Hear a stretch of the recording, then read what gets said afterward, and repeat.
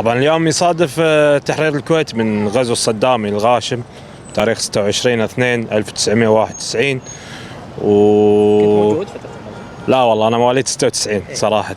يعني طبعا نسمع عن سوالف الغزو وكذي والتضحيات والمقاومة والشهداء وشون يعني حافظوا على هذا الوطن وصانوه، ضحوا طبعا بدمائهم عشان يبقى هذا الوطن. الرسالة هذه وصلت لك من الوالد او الوالده؟ اي طبعا يعني نسمع احنا عن اي عدل حتى الفيديوهات القديمة الرسالة هذه قاعد توصلها حق عيالك؟